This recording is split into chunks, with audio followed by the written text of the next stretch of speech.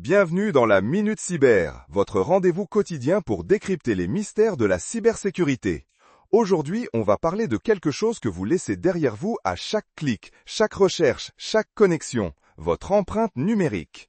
Et pour comprendre cette trace invisible mais omniprésente, j'accueille Léa, experte en sécurité numérique. Salut Léa! Bonjour Jérémy, bonjour à tous. C'est un sujet fondamental car notre vie en ligne est devenue une série de traces plus ou moins conscientes.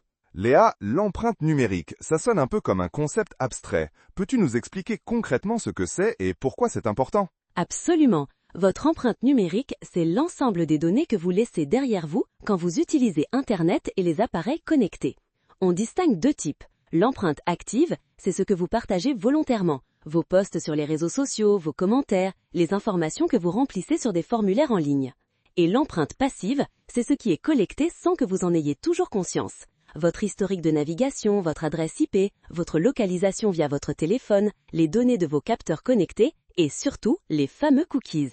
Ah, les cookies, on les voit partout mais on ne sait pas toujours à quoi ils servent exactement. Et toutes ces informations, à quoi servent-elles et pour qui sont-elles importantes? Pour les entreprises et les annonceurs, c'est de l'or. Les cookies, par exemple, sont de petits fichiers qui permettent au site web de vous reconnaître.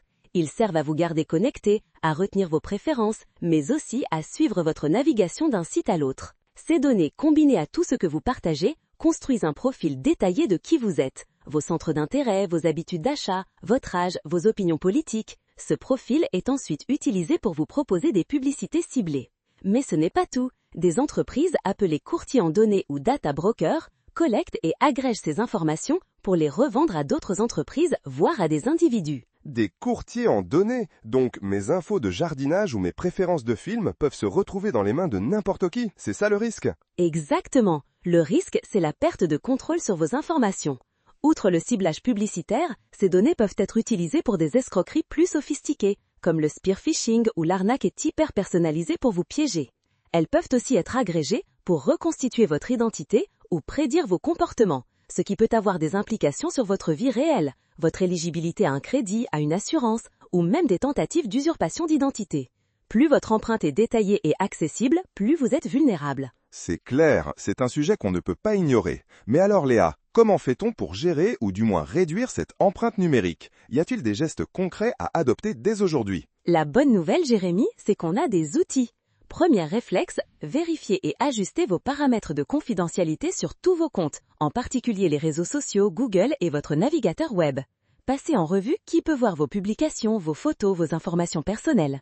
Limitez au maximum le partage avec des tiers. C'est comme fermer les rideaux de votre maison. Donc prendre le temps de fouiller dans les menus, pas si évident mais indispensable. Deuxièmement, maîtrisez vos cookies.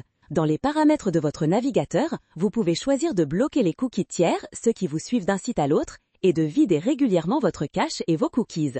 De nombreux navigateurs offrent maintenant des modes de navigation privés ou des extensions pour bloquer les trackers publicitaires comme uBlock Origin ou Privacy Badger. Ce sont d'excellents boucliers. Ah oui, les bloqueurs de pub et de trackers, ça c'est utile, ça nettoie le chemin. Exactement. Troisièmement, soyez conscient de ce que vous partagez. Avant de publier une photo, un commentaire ou de donner une information en ligne, posez-vous la question.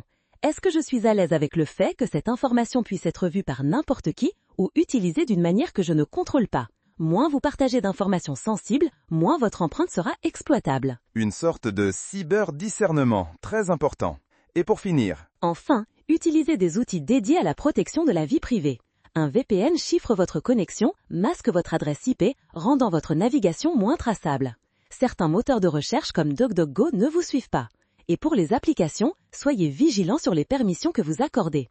Une application de lampe de poche n'a pas besoin d'accéder à votre micro ou à vos contacts. Moins d'autorisation, moins de données collectées. Léa, c'était d'une clarté incroyable. On réalise que l'empreinte numérique, c'est un peu notre ombre sur le web et qu'il faut apprendre à la gérer. Merci pour ces conseils ultra pratiques. Chaque geste compte pour regagner un peu de contrôle sur nos données. Avec plaisir, Jérémy. La sensibilisation et l'action sont nos meilleures défenses. C'est une démarche continue, pas un coup de baguette magique. C'est le mot de la fin. Chers auditeurs de la Minute Cyber, vous l'aurez compris, votre empreinte numérique est une réalité. Apprenez à la connaître, à la nettoyer et à la protéger. Votre vie privée en dépend.